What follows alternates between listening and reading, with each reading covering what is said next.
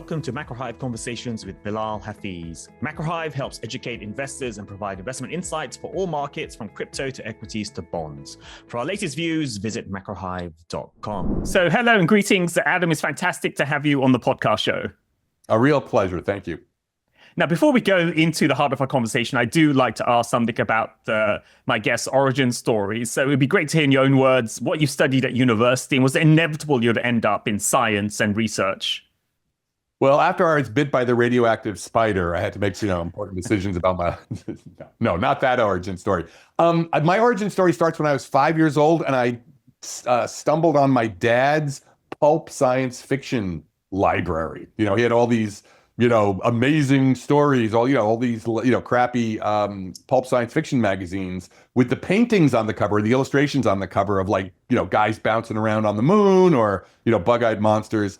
And I was 5 years old, and that was it. That was like astronomy. I knew I wanted to do astronomy, and I've never wanted to do anything else. And as I got older, my dad particularly was taking me to the museum, the Hayden Planetarium at the Museum of Natural History in New York. I grew up in the Jersey metropolitan area, and that solidified it. All those displays. I was so in love with astronomy. And as time went on, I also figured out that I was good at math, not great, but good.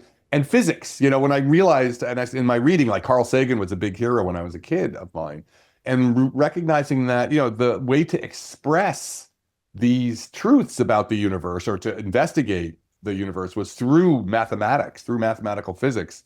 I just fell in love with it and still have a real passion for the beauty that, the poetic beauty that mathematical physics expresses. So yeah, there was never any choice that I had, but my second career as a writer, as a science communicator and a kind of a philosopher, came through people like Sagan, so that gave me an interest in not just doing science, but communicating science and thinking, publicly about what science means and how it fits into the rest of culture. Actually, on that, why do you think it's important for science communicators? Why is that an important role that needs to be fulfilled? Yeah, well, first of all, right, the dominant force in our life is science and technology, right? I don't really separate those. The idea that, especially these days, maybe, in 1850, you could separate science and technology. But now the distance between something showing up in a physics laboratory or a biology laboratory and then having it be a product, in the technosphere, as we might call it, is, a month. Well, not that long, but, it's pretty short. So first of all, science and technology are a dominant force. So understanding what they actually say and how they know what they say they know is, of incredible importance, because all of us have to make decisions, especially we live hopefully in democracies or democracies that will stay democracies. Having some kind of science literacy is essential so that we don't get hoodwinked, right? Or we're not told. One of the things that has happened in my lifetime is watching science denialism rise. So there, more than ever, it's important to show people what science says. But the thing is about my approach to science is I'm not a science triumphalist. I'm not one of these people who's like, science can explain everything. Every truth reduces down to, a scientific truth about neurology or there's science is one way that humans can encounter the world, a very powerful way, which I very much want to understand. But art and, poetry and the humanities and spirituality as well. Also, human spiritual endeavor. That was the topic of my first book. Those are other ways to approach the world, and how science fits in with all of those is equally important to me. Okay, well, we'll come back to some of those ideas later on in our conversation. But let's start with a subject that many people can relate to, aliens. And again, this could also fall into the camp of science denialism in the sense of not using the scientific process to understand this. But I guess we can start. Why haven't we met any aliens yet? So we humans, we've been around for a while. The universe is huge. There's billions and trillions of stars. So why aren't we talking to aliens right now? Yeah, well, the most important reason for that is we haven't looked, right? So people have this idea. There's what's called the Fermi Paradox, and there's different versions of the Fermi Paradox. But one is, scientists have searched the universe for signs of intelligent life, and we haven't found it. Sadly, that is not even close to being true. And the reason for that is the most basic reason of all is money.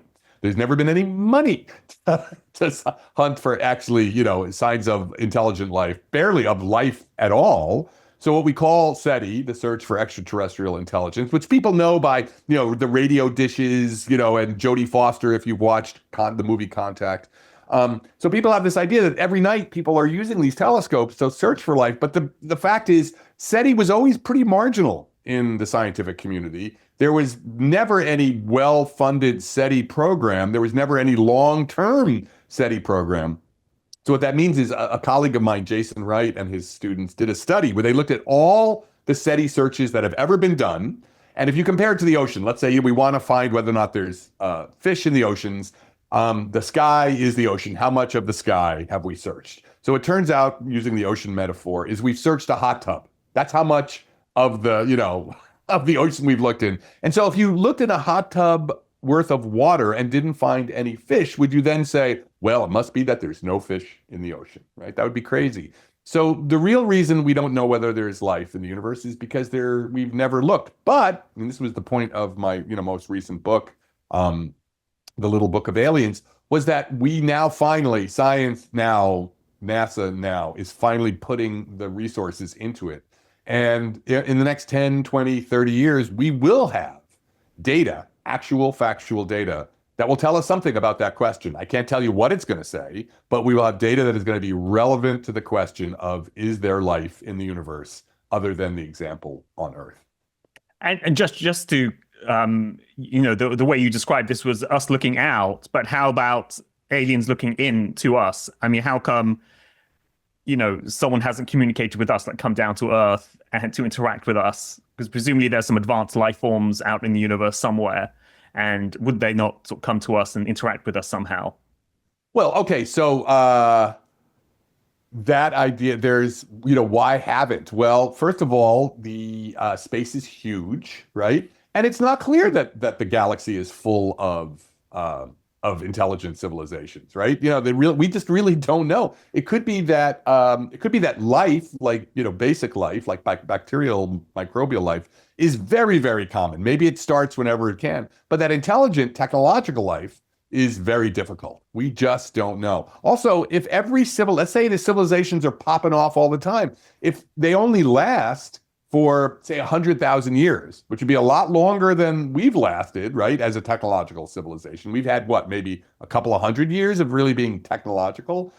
Then, you just don't overlap, right? It means that most of them appear and die before we were around, right? So you have to overlap in time and in space. And so, if every civilization lasts 100,000 years and you get a random civilization appearing every million years, it actually means that right now the galaxy would be pretty sterile for us. Like there wouldn't be. So, there's a whole bunch of assumptions that when it comes to like UFOs and UAPs, right, which is kind of where you're going, that go into that really people don't sort of really think about when it comes to like, is it likely that somebody would be visiting us?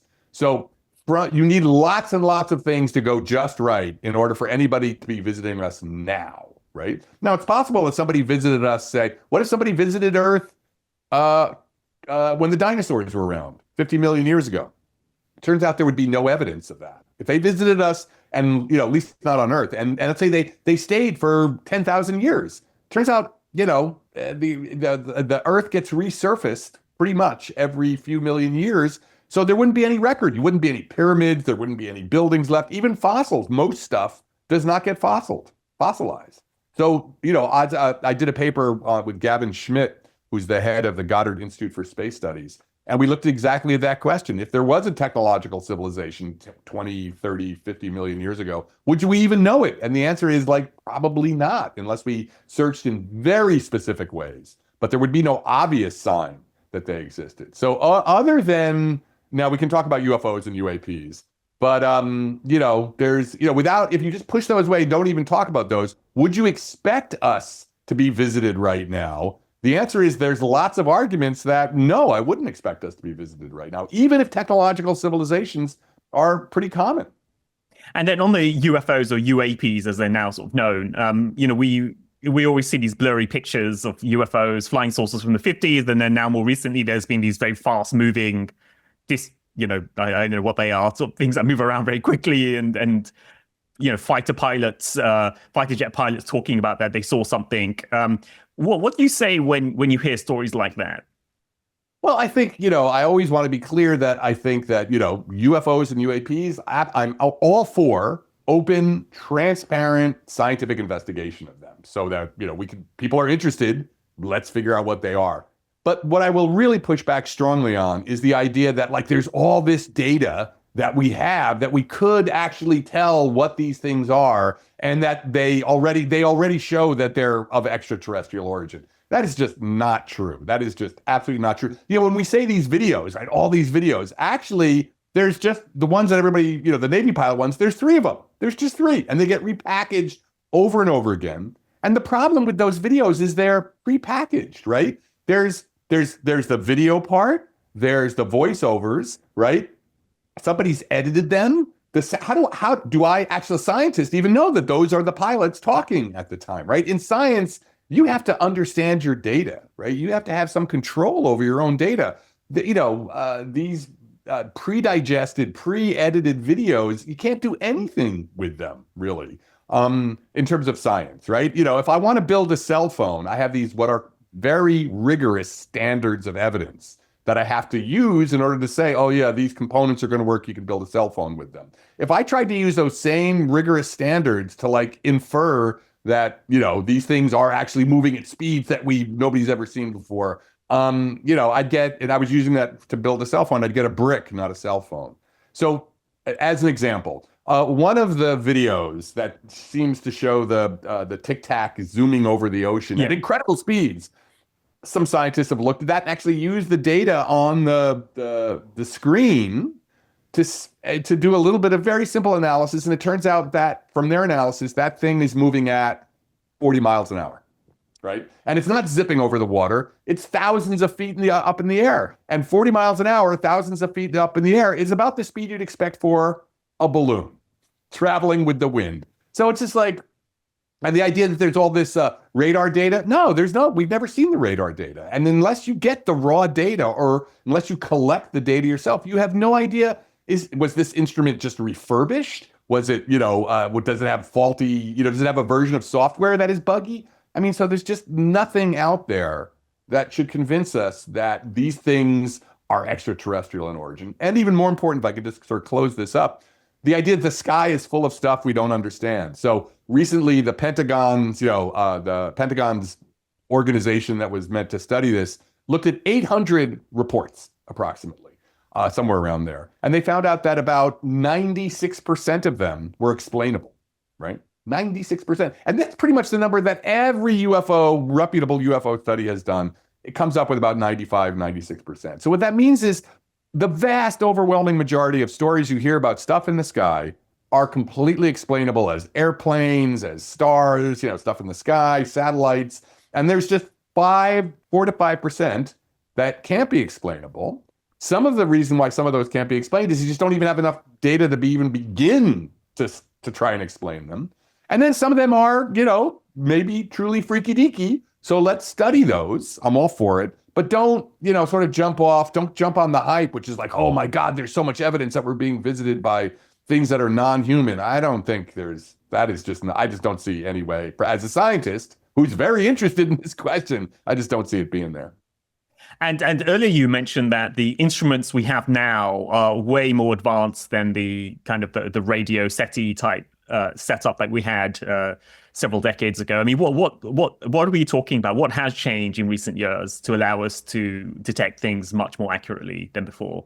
Yeah, it's all about telescopes. It's particularly telescopes that look not in the radio, but in optical, in the infrared, in these other wavelengths. And here's the big change, right? So when the first SETI project was done in 1960, Frank Drake, basically, he was the pioneer who did this. He looked at 2 sun-like stars. He took 2 stars that were like the sun, that were like 10 light years away. Had no idea whether there were any planets or anything. They just pointed the telescopes at them, radio telescopes, and listened for anything that appeared to be non-natural. So For all that time, up until 1995, we didn't even know whether there were any planets orbiting any other stars. And planets, of course, we really think you need a planet to get life formed. If you really want to start off life, it's not going to start in deep space for lots of reasons. You need a surface with water and other things to get biology started.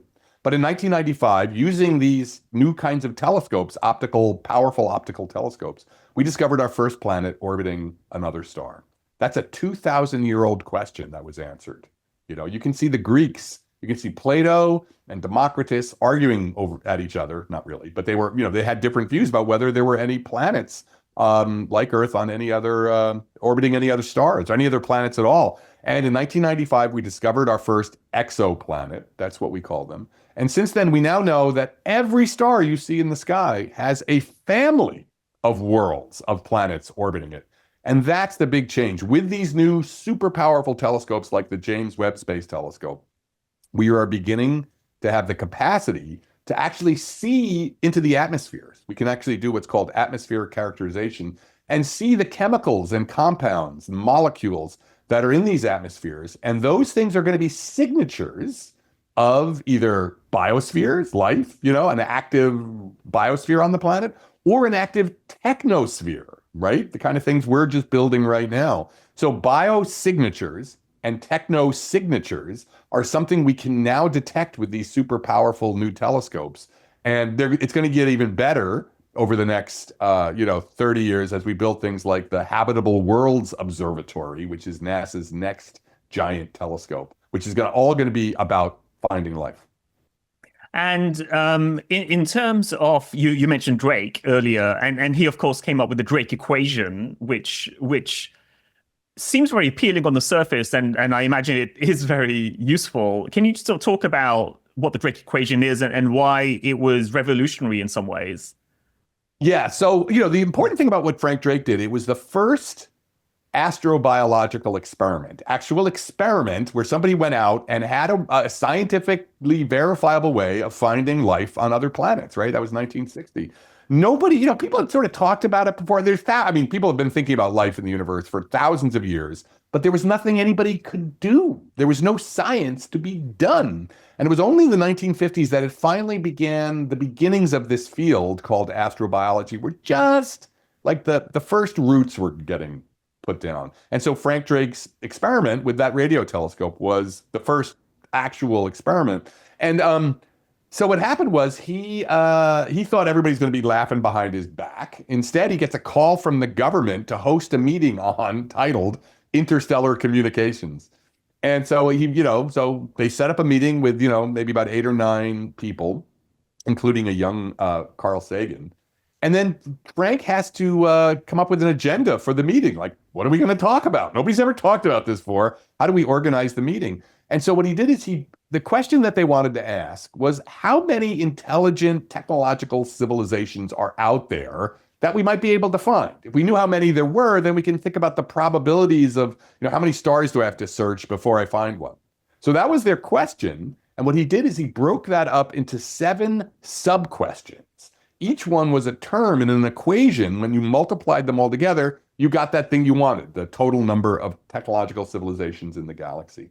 And so the Drake equation is each of these subproblems. The first one is, how many stars are there? Second one is, how many stars have planets? The third one is, how many planets of those planets are in the right place for life to form, meaning that they're in what we call the Goldilocks or habitable zone, where the temperature is just right to have liquid water.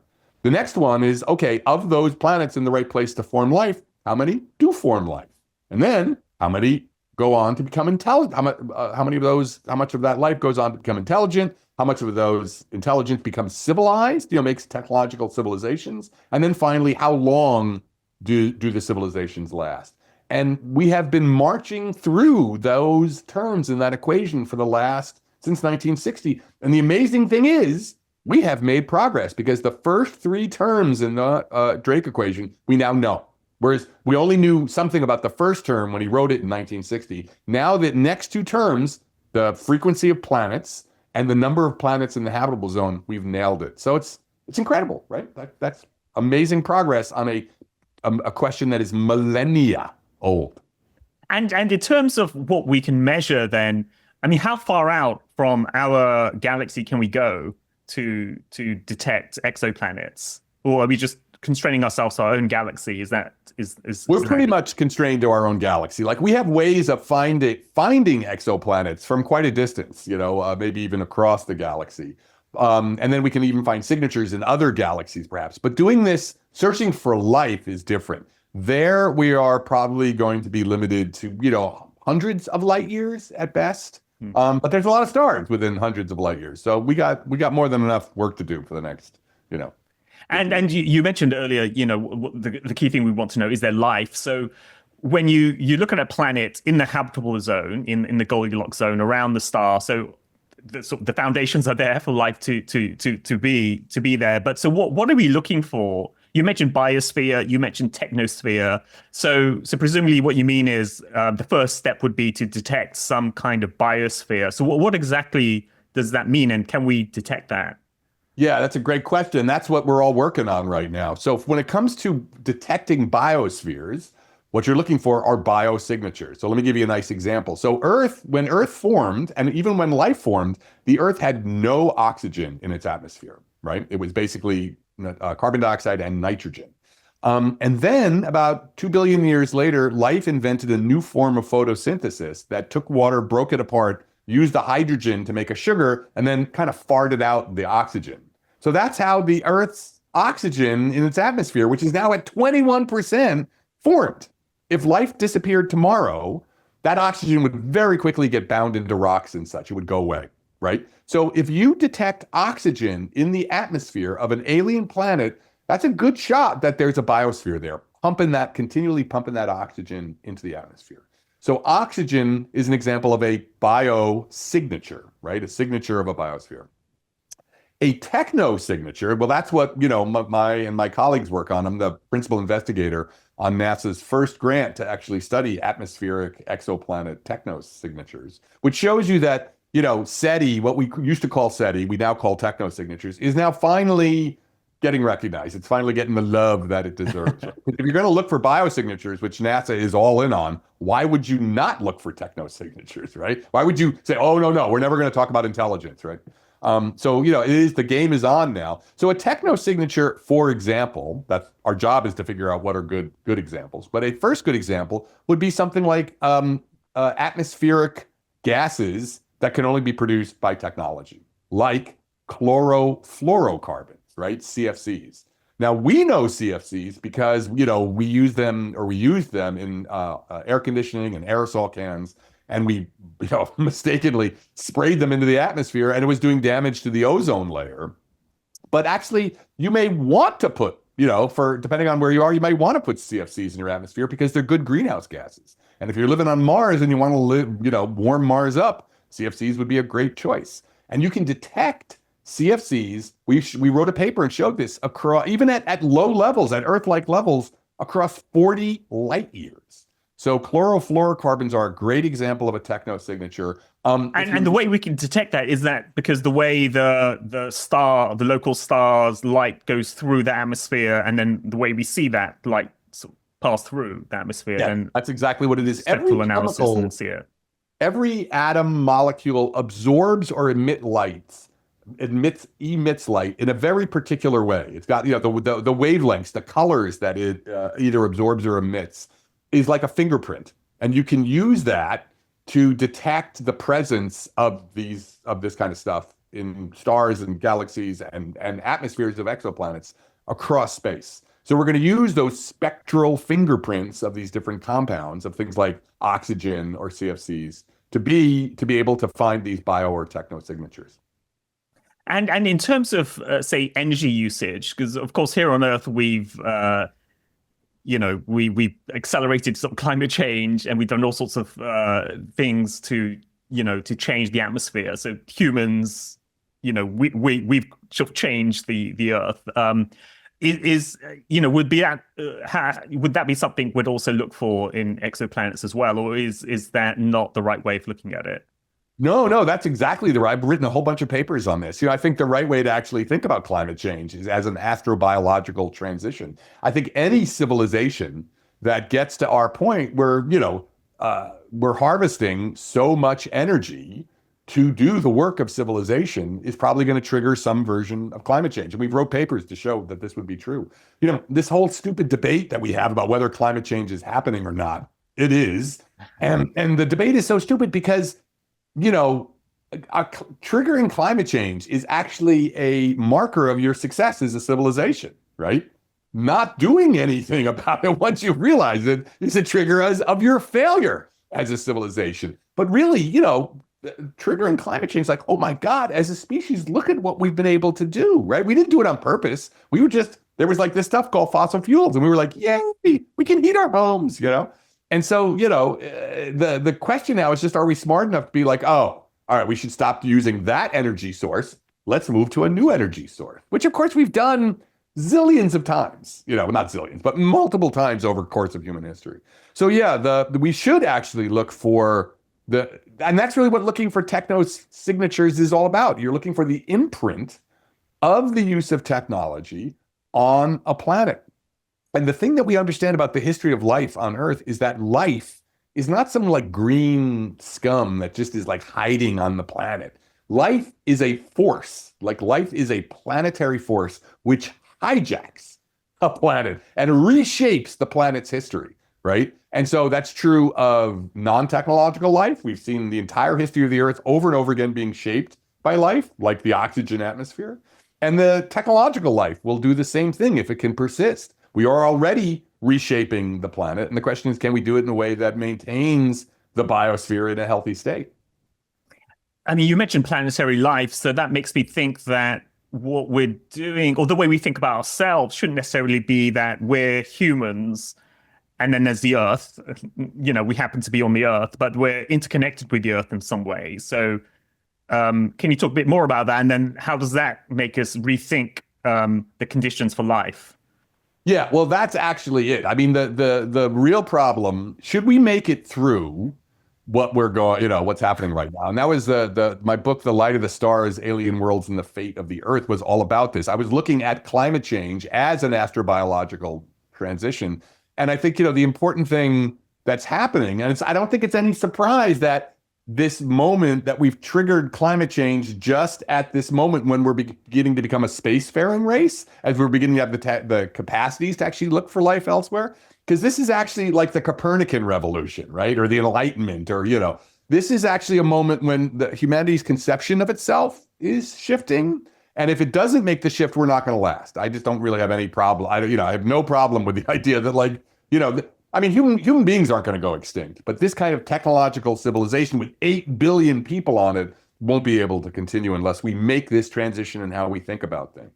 And that is exactly what you're saying, is that, we're not like on top of life. We're not like life's highest form.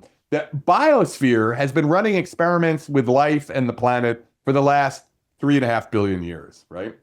And it'll be happy to use us, this experiment with a technological civilization. And, if we screw up, it'll just move on. They'll be like, hey, thanks a lot, for the global warming. I'm now going to make a whole new bunch of crazy species that love heat, and see you later, right? Because, what we have is this idea that like, oh, we have to save the planet. Like the Earth is some, little bunny and we need to take care of it. That's the wrong attitude. It's the wrong understanding of what a planet is. Like we need to be terrified, right, of the planet, because the planet will shake us off like, fleas on a wet dog. Because the biosphere, there's a reason why our ancestors intuitively saw the Earth as a god or goddess, right? Gaia, whatever. It's because the planet literally is. It is literally channeling cosmic power. The sun, it received, I forgot what the number is. It's like every day we receive or every second we're receiving the equivalent of some, crazy number of nuclear weapons being dropped into the atmosphere from the sun. And that energy flows through the Earth systems of the atmosphere, the oceans, moving currents around, does all this stuff. And it may look like the Earth is in perfect balance. It's not really in balance. What it is this energy is channeling through. We've got one particular system that we have now. When I system, I mean like, where we're kind of, the climate is relatively moist, relatively mild, right? But actually it's like a jet engine, right? It's like a jet engine where there's this huge amount of fuel powering this incredible engine. You've got this amazing exhaust blowing out the back. You don't want to take a giant monkey wrench and just throw that into the jet engine and expect everything's going to be fine, right? So our job is not to save the Earth. It's to recognize that the Earth is a complex, powerful system with huge amounts of energy channeling through it, and then build the technosphere, integrate the technosphere into that so that everybody thrives. All boats rise, right? We have a vibrant technosphere with 8 billion, 10 billion people who are thriving, and the biosphere is thriving, creating new species, So yeah, the old view of like we're somehow on top of it all is deeply mistaken, and we'll pay the price if we don't sort of understand what a planet with life on it is. And when you talk about energy sources, I mean, this is something that you write about, and it's in the astrobiology literature, the whole Kardashev sort of energy usage, where we use the energy of our planet. The civilizations could potentially, or in theory, use the energy, capture all the energy of the star that they have, and then the energy of the entire galaxy. Can you talk a bit more about that? And is that just one of those fanciful ways of looking at things, or is this something that civilizations, it's a possibility for civilization to be able to capture that level of energy outside of its planet? I think the Kardashev scale was a useful tool for guiding our thinking. So, the idea of the Kardashev scale is that, what he was really interested in, as many of these early thinkers were, was like, well, what should we look for? What exactly should we look for when we're looking for this? And this was before we had all these, what we understand today with our atmospheric characterization. So being a good physicist, he thought about it in terms of energy. He said, look, a type 1 civilization will basically capture and use all of the energy that is falling on its planet.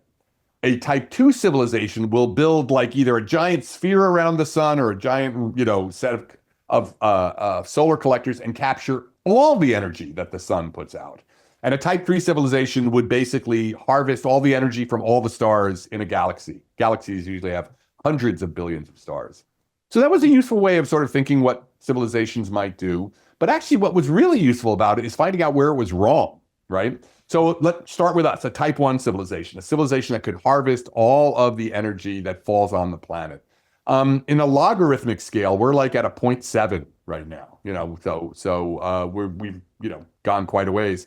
But Kardashev never thought about climate change, right? He never thought about the fact that like, oh, your civilization, your technosphere is embedded in an atmosphere and a cryosphere, the ice, and a hydrosphere, the ocean, and the lithosphere, the ground, right? That there's all these other systems that the Earth has, and you can't just dump the technosphere on top of it, harvest infinite amounts of energy, and expect for there not to be a feedback, right? Expect that there's not going to be the planet's not going to be like, oh, okay, you want to dump this much energy into me? I'm now going to move the circulation patterns are going to change in response to this.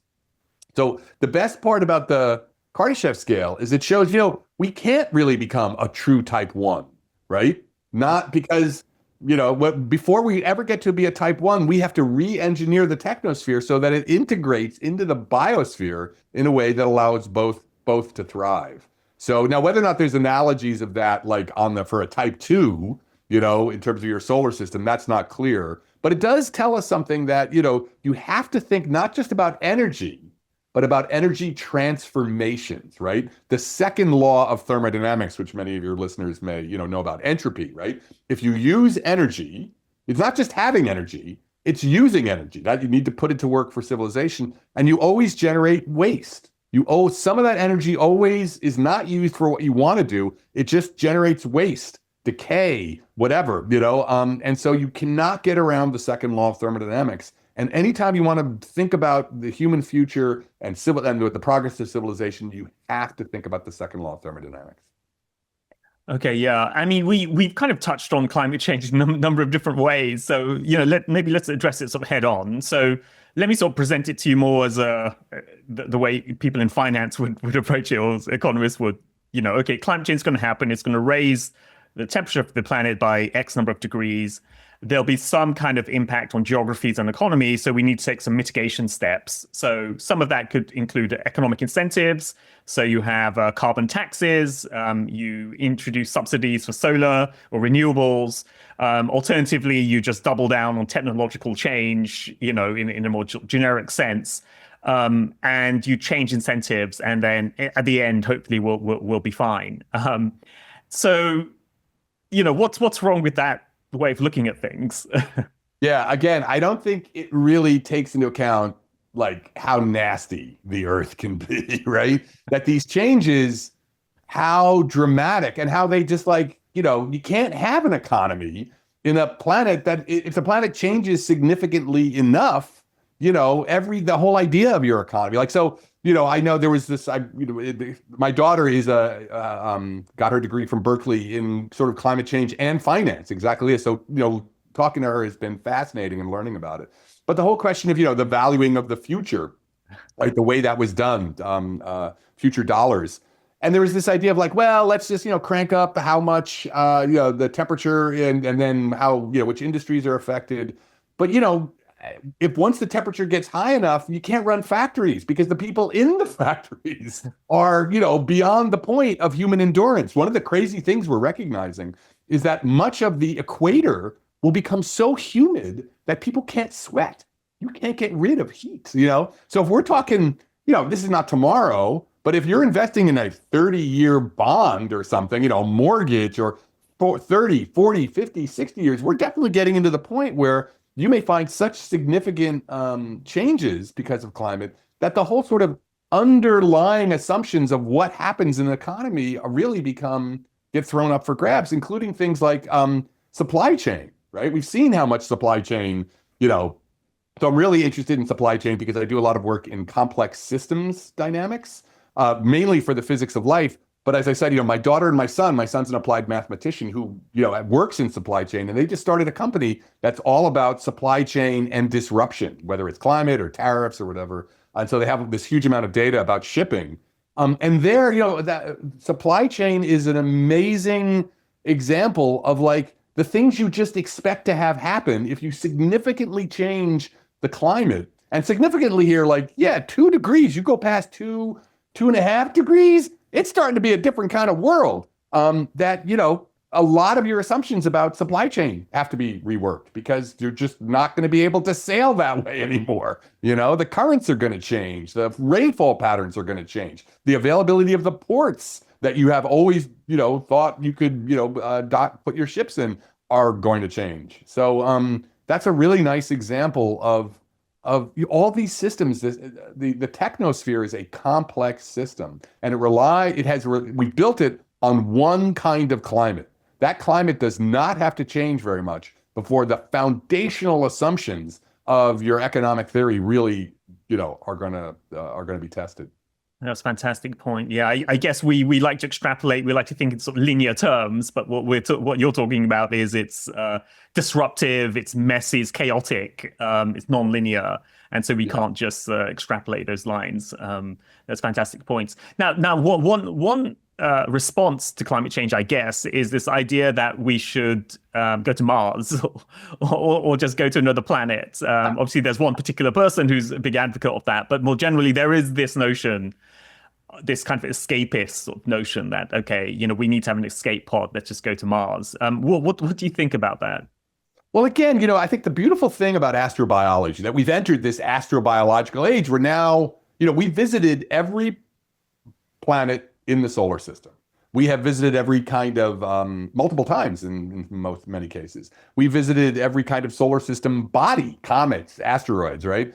We know a huge amount about planets now. And now we have all these other planets that we're looking at their atmospheres, beginning to understand how they are composed. So we really understand a lot about planets and how they evolve and what laws. Planets are like anything else. They have laws. And so the idea that you could take what we have on Earth and move it to Mars in any significant way anytime soon is seriously smoking you're smoking a lot of weed. Pardon my language or whatever, if that's what you think. Because, Mars is a dry, dead world. It is a arid desert that has an atmosphere that is 1/100th of the Earth's atmosphere. Like, I'm all for going, and we could probably set up some settlements, like, with like 300 people sometime soon.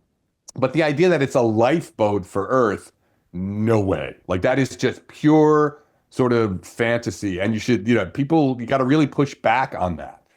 Because it's a dangerous misconception about what planets are and how they work. I am a huge fan of the settlement of the solar system. I believe in the next 100, 200, 300, 400 years, we may have hundreds of millions of people living in space, including on Mars, right? But they're going to have to live underground. It's going to take a while to be able to do this.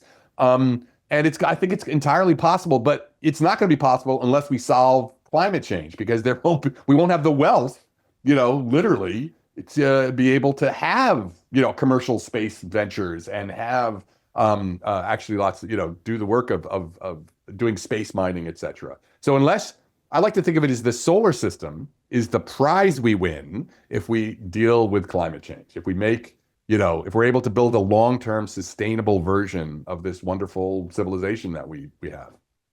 And I mean, what about some of the moons around Saturn? My understanding is there appears to be water on some of these moons. Yeah, they are. Both gas giants, Jupiter and Saturn, have moons that, like, for example, Europa, which is a pretty large moon orbiting Jupiter, has a 10-kilometer thick layer of ice surrounding the entire planet, and below that is probably like a 60-kilometer or 100-kilometer ocean of liquid water. The whole planet, there's more water on Europa by like a factor of 2 or 3 than there is on Earth, right? And we have no idea what's going on down there, right? There could be like an entire ecosystem down there. It's not a good place for human beings. Like, we're not going to colonize that anytime soon. But I do think, think about 200 years ago, right? Or 250 years ago. 250 years ago, nobody had traveled faster than, say, 60 miles an hour, which is like briefly on a horse, on the fastest horse. If you were anybody who traveled faster than that was falling to their death. Right? That was it. Now, but by 1850, people were riding on trains that were moving at 60 miles an hour. So 200 years is not very long for pretty radical technological innovation. So 2 centuries, 3 centuries is a reasonable time to be thinking about, significant expansion into the solar system. But that is long enough that, there's a chance of civilization collapsing if we don't deal with climate change way earlier than that, on a time scale that's much shorter than that. So, that's the way I think to think about it. We have to deal with the problem here, and then that will allow us to have an economy that can generate the wealth that can allow us to then do what needs to be done to settle the solar system. No, that's great. Now, I did want to kind of get a bit more philosophical now, because we started off by talking a bit about science denialism, and then just now we touched on science triumphalism, I guess, with like becoming seafaring, Martians or whatever. But you wrote this really, really quite profound book, I felt, The Blind Spot, which talks about how we've kind of taken our achievements in science a bit too far in terms of confusing the map for the actual terrain. So the abstraction of science, we somehow attach more of a reality to that than to our lived experience. Anyway, that's my kind of headline summary of your book. But can you talk more? That was very good. I don't need to say anything. Thank you very much.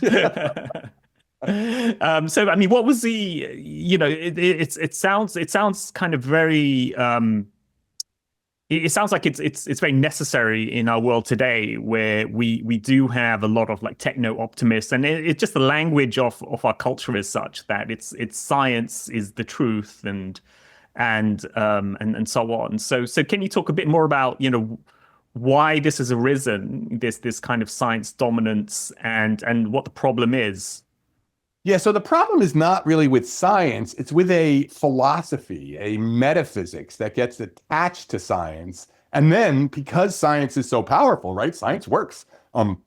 It gets attached to political and economic agendas, right? And then we're told, oh, this is what science says, right? And it's like, no, that's not what science says. That's a metaphysics or a philosophy that people with a stake, whether it's that's their temperament, their philosophical temperament, or actually they have an economic stake in this view. And I can unpack that. Like what's going on with AI right now is a very nice example of having a economic stake in a particular worldview about what's true and what it means to be alive and what it means to be conscious.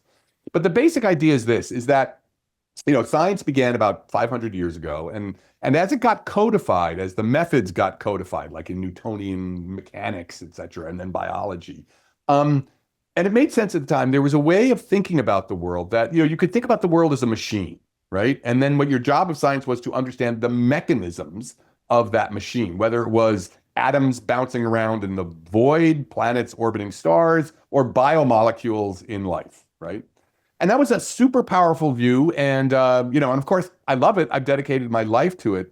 But then, what happened was people started to sort of take that scientific view and thinking that was actually, as you said, it's a map, right, of the world. But there's many kinds of maps of the world. And they started to substitute the map for the terrain. To be alive, right, in the world is very rich, right? We are not machines. I'm not a computer made out of meat. You are not a robot made out of muscle and bone, right? That machine metaphor became dominant because it's what science could do, right? But there's other ways to look at being human. That's what the arts are. Poetry, for example, can be described as the boundary between the expressible and the inexpressible. There are aspects of being human and of being alive, not just being human, but all of life, which really are not amenable to the formal systems of science. Like when I say formal systems, I mean a formal system is a mathematical system where like you start with axioms, like in geometry, and you work your way down and you prove everything. That's super powerful. And there's clearly some aspects of the world that are very amenable to that description. But there's other aspects of the world, meaning our world, the world that we inhabit, not some imaginary God's eye view, that aren't like that at all. And when you substitute the map for the terrain, then first of all, one of the things we were arguing is you end up with a bunch of dumb paradoxes that you then have to like the mind-body duality, that you then have to get into all kinds of intellectual yoga poses to get yourself out of. So it actually limits some progress in science.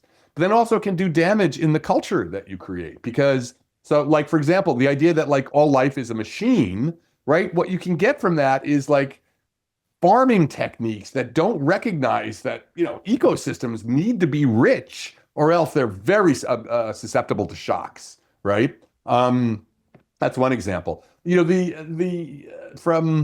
If all life is a machine, then there's no other way of approaching things like health and wellness other than just with, treating the body as if it was just a set of biochemical reactions and not recognizing. And on that point of like that dualistic way of looking at mind body, there is this, I don't know what to call it, this vibe almost in science that it's just a matter of time before we understand how the mind works, how consciousness works, how experience works. So if we just understand, how our the electricity or neurons bounce around in our brains, then we'll be able to kind of map out the network and somehow plug ourselves into a computer. Then we'll understand experience better, and then we'll be able to explain all of these things. It's just the next frontier of science. Right.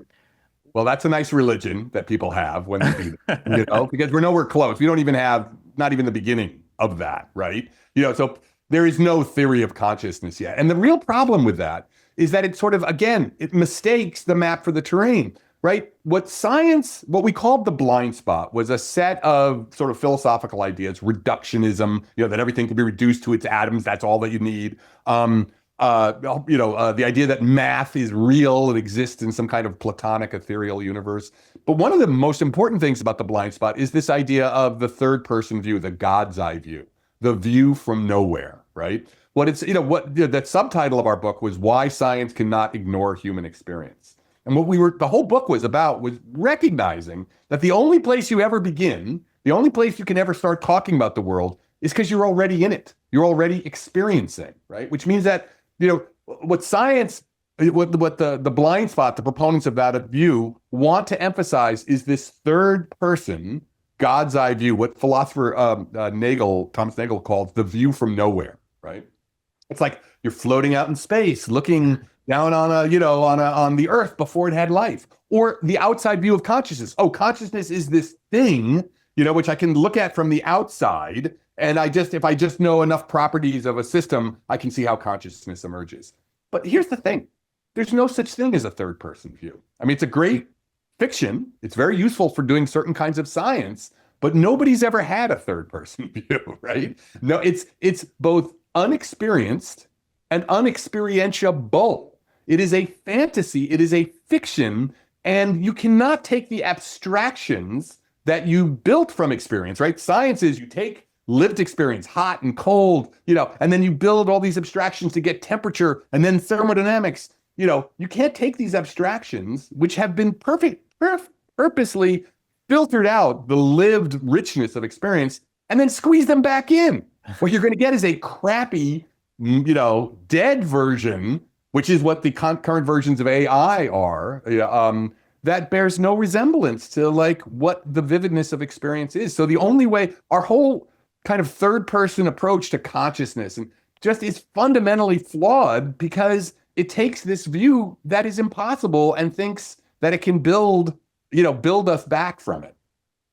And I guess the implication of that is all this talk about AI or artificial general intelligence becoming this sort of, more human-like entity than humans itself is just not achievable. It's just a category error in some sort of form. Well, certainly with what we're doing now, right? I mean, I would never say that it's not possible. The things that make a system develop agency, right? So this is something that we're studying. We have a grant from the John Templeton Foundation to do a whole study about agency in life, the physics of information and computation in living systems, right? So I'm very interested in this. I'm very interested in pursuing how to find a scientific approach that honors experience, honors the irreducibility of experience, but still tries to capture some of the things that make agency, autonomous agency, which is what I am, what you are, what a cell is, possible. So I would never say that it's not possible to do that in other substrates like silicon, right? But the approach we have now is so ridiculously wrong. It can't even see its own problem, right? And that is particularly, there's so much hype about the LLMs, the kinds of AI we have. Like, oh my God, it's artificial. It's almost more intelligent than human beings. It's so smart. The thing is that always what they miss is that there's no one in there. There's, AI, I use ChatGPT all the time and Gemini, they're scientific marvels. But I'm the one using it. It's not smart. I'm smart, right? Because I use it and other people like me built a tool to do this. There's no one in there. There's no agency. There's no, so the idea that somehow the version of AI we have is somehow on its way to being smarter than human beings misunderstands what smartness is. Smartness, we are, you have to be an autonomous agent to be smart. That builds tools. The tools aren't smart. My hammer doesn't do the hammering. I do the hammering, right? So it's just, there's such a deep category, as you say, category error. So you can see my New Jersey coming out. And here's the problem. This is, if you don't mind me, just give me a couple more minutes on this. When I talked about the socioeconomic impact of this, because there's so much money potentially to be made, is that what you're going to get is you're going to get people shoving these technologies down our throats, to the point where we have no escape from them. Like right now, I can't get through life without a cell phone, right? That technology, I don't have a choice about using a cell phone. These crappy versions of minds, right? These things are not really minds. They're tools. But these crappy versions of minds are going to be shoved down our throats. We're going to build a society around them. And then what we're going to get is something like that actually lowers what it means to be a human. It lowers our humanity. It's as if, Elon Musk wanted self-driving cars, but self-driving cars don't really work in real cities. So we tore down every city and had only right-hand turns, right? Because, hey, the artificial intelligence we have can deal with right-hand turns. So every city now is a grid, not even left-hand turns, just right-hand turns, So it's like, that's what will happen to us. We will become less human because we're embedded in these crappy technologies when it comes to like their reproduction of mind. So I think I really love Gary Marcus's version of this. He's like, yeah, maybe you might be able to have agency in a machine, but we're so far from it because our approaches are so wrong. So I'll end there. No, that's a fantastic point. I had Melanie Mitchell from the Santa Fe Institute. She's a big expert in AI and so on, and she talked about one aspect, which was the fact that AI in its current form is disembodied. There's no body attached to it, and we don't quite appreciate the importance of the body. Again, it goes back to this reductionist way. We just think the brain is really what it is to be human, and the body is just a brain carrier. But the body itself is actually very, very important. And she talks about how by following a course for AI that doesn't take into account the body or embodied intelligence, we're losing something. Yeah, there's something called the inactive approach to cognition and consciousness, which has been around, started with a brilliant thinker, Francisco Varela, kind of in the 70s, who recognized that, and this is what's so exciting to me, right? So, some people might say, oh, The Blind Spot, that book, it's anti-science. We're not anti-science, we're pro-science. There's a whole new way of doing science that comes once you recognize the limitations that come from the blind spot. And so, like, the inactive approach, which has been very fertile for studies of cognition, a real alternative to just the you are a computer kind of model, recognizes that, one, you are embodied, right? There's no brain, right? The brain is just one continuous system that's part of all the other systems, and you form a unity. You can't just pull one of these things out and expect to still have the same thing as a conscious, human being. So you're always embodied. That movement, your movement, through the world is actually a huge part of what is consciousness, right? You can't have a brain in the vat. The other, with the inactive approach, is that you're also embedded. You're embedded with others, right? The fact that, it's not like you could just have, life never appears alone. You and I are having this conversation because we're both part of a community of language users, which had to exist before we got here, or we wouldn't be able to think about where language came from or what consciousness is. And that community of language users is embedded in ecosystems of prairies and forests and, oceans. And that is embedded in the biosphere, right? So life, what comes out of going beyond the blind spot is a recognition of what life is, how is it is embedded in its contexts, and how you can never separate those out. So the only way that, we would ever have a chance of building a true, autonomous agent, sentient machine in silicon, it wouldn't be a machine anymore, right? But it would have to engage with what made us those things. And as you said, the LLMs, the version of AI we have right now, is so reductive, is so ridiculously philosophically narrow in what it thinks life is, that it's just bound to fail. And I'm not going to be surprised if trillions of dollars are going to be spent in it. And in the end, you're not going to get what you wanted. You're going to get a really cool tool, but you're not going to get what you want. Now, I did want to also get into policy briefly. Obviously, the world's in flux right now. In the supposed sort of liberal democracies, we seem to be going through all sorts of regime changes. But let's say you are in charge, as a dictator, which seems fashionable these days. What types of policies? Given everything we've talked about, what types of things do you think are really important for policymakers to think about, or what would you institute? Yeah, that's really interesting. And I'm the worst person to ask those questions. I want everyone to hold hands and love each other and play video games. Then we'd all be happy. No, I think, but again, because of my interactions with my children and their, the company they've started, I've actually been thinking a lot about what, sort of policy directions you need to go in. The most important thing, I think, essentially, is I think where I've come to now is we've blown it. Right? There's no way around the fact that we had 40 years to do something about climate change. And for whatever reason, we were just couldn't get it together.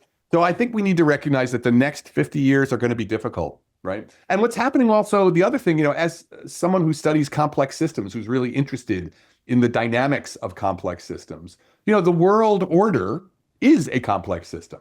Political economic orders are complex systems. And there's just no doubt that the one we've had for the last 100 years or so is melting. Right? And this is something you study a lot in complex systems. You've got a system, say like the Earth, in a certain climate state. It'll stay in that climate state for 100,000 years. Like the Earth has been in what we call the Holocene for 10,000 years. That's the climate state we're in. And then if you get enough perturbations, you kick it hard enough, it kind of, the whole thing morphs and changes, and a new state, which you can't necessarily predict, emerges. So I think we need to recognize that we're in that time, that the old rules don't apply anymore, and we need, which is what we're trying to do with the blind spot. We need to start thinking about what comes next, right? What comes next? What could emerge out of, the melting of the world order that we have now? And we want to do this in a way that has the least amount of suffering for human beings as possible, because the more suffering, the more chaos, the more disruption. So one of the places I really like is the Berggruen Institute. This is an organization that really focuses on the future of governance and the future of democracy. And there's a book that came out of there. I'm blanking on their names, but it was called Children of a Modest Star. And one of the things it recognized was like, look, forget world government. Like, world government's not a great idea, right? Because people, for lots of reasons, it's not going to work especially in democracies. You can't have your level of governance from the top. It has to be gentle, right? In some sense. But you still need governance at the top. Right now, we've got the nation state, and there's really nothing above the nation state dealing with the planet. So their idea, and I'm really interested in this, is that, you need something that sets goals that everybody has to follow on the planetary level, because there are planetary scale issues, but you actually enact that. How that actually gets enacted, try and have that happen on the lowest level, on the town level, the county level, the state level. So I'm, really interested in thinking about how we can reconfigure the political economic order so that you are able to set things above the nation state. Like, it's not even clear in 100 years whether you still will have a nation state, right? The nation state is a relatively modern invention. There were, in 1500, there weren't nation states, right? So it may be that the nation state is not the configuration for 100 years from now. But either way, you need something that can set policy and be enforced at the planetary scale for planetary scale problems. But you try and do all your governance you always default to the lowest level and let people make the decisions, their local decisions locally. No, that sounds great. Now, I did want to round off with one or two personal questions I ask all of my guests. One is, what advice would you give to youngsters as they go through university and think about entering the real world? I think there's the whole thing about following your passion, which is absolutely true. Work is you spend a lot of time doing work. So if you have a passion, follow it. But not everybody has a passion. Not everybody I knew what I wanted to do when I was 5 years old. Not everybody has that. But you want work that is fulfilling and satisfying. And so that's what you should look for. And also, work is not everything. Like, work is not everything. So, full disclosure, I've been doing contemplative practice in the Zen tradition for 30 years. I've been staring at a wall for 30 years. And that actually has really, adjusted my thinking about what's important. And you want to be helpful, you want to be useful, and you want to do whatever you do every day. You want to make sure that it has an impact on yourself and the world around you in a way that you feel good about when you go to bed. And finally, I really like reading books. And so what are some of the books that have influenced you over your career? Or maybe even books recently that you've liked even? Okay, well, first of all, I actually get a lot of my ideas from good science fiction. So I highly recommend, for fun, but also really profound ideas in it, anything by Kim Stanley Robinson, right? Kim Stanley Robinson, I think, is a fantastic science fiction writer who thinks deeply about things. So if we're thinking about like the future of the solar system, he's got the Red, Green, Blue Mars series, which is actually, probably 30 years old now. That's really great. His Ministry for the Future is a really interesting thing if you're thinking about climate change. Also, I think it's New York 2140 is a really interesting book that looks at New York after like the sea level has risen 20, 30 feet. Really interesting reimagining or imagining of what New York would be like then. So that, I think, is, I'd also, The Expanse is a science fiction series that I, absolutely, positively, greatly enjoy. And then I'm a little bit hard pressed for thinking about The Rigor of Angels by Eggleton. This is a book that's about Borges, Heisenberg, and Kant. And it's very much, it's a beautiful exploration of these ideas about that, that there are fundamental about not confusing the map with the terrain. So it's about like deep philosophy as well as literature, as well as science, beautifully and engagingly written. I highly recommend that book. That's fantastic. Now, I did want to ask you about what's the best way for people to learn more about your work and so on. Before I do that, I wanted to give a shout out to some of your recent books. The Blind Spot, I think I'd definitely recommend to everybody because it weaves science with philosophy, as we've talked about. The other one was The Little Book of Aliens, which is really a fun read as well. So those two books, I urge everyone to buy those books. And aside from that, Adam, what's the best way for people to follow you and even interact with you as well? Yeah, so I have a website, adamfrankscience.com, I think it's called. If you just Google Adam Frank Science, you'll find it. And that's the way right now where, I'm posting, or where you can find out what I'm doing right now or things that are happening. But I'm about to do a newsletter with Beehive. So I'm literally have a meeting later, which I'm really excited about. I do less with social media now just because social media just sort of makes me feel bad when I'm on it, So I do, I have a Twitter account, which I'm really not using anymore. Blue Sky, that's probably if I'm going to post stuff, that's where it'll happen. But I think this newsletter, so I would ask people to, within the next month or so, the newsletter, which is tentatively called Zen and the Art of the Universe, should be published. And so then through my website, you can email me. And I'll put you on the list. So once that comes out, there'll be, I think it's going to be article. I'll be, writing pieces weekly, little short bits, maybe some videos. I'll also do some news aggregation for other cool stuff that people want. So I think the newsletter is going to be my main focus. No, that's fantastic. So with that, thanks. It's been such an interesting conversation for me, and good luck with all of your endeavors. And thanks again for coming onto the show. Thanks, Bob. This was really, this was so much fun.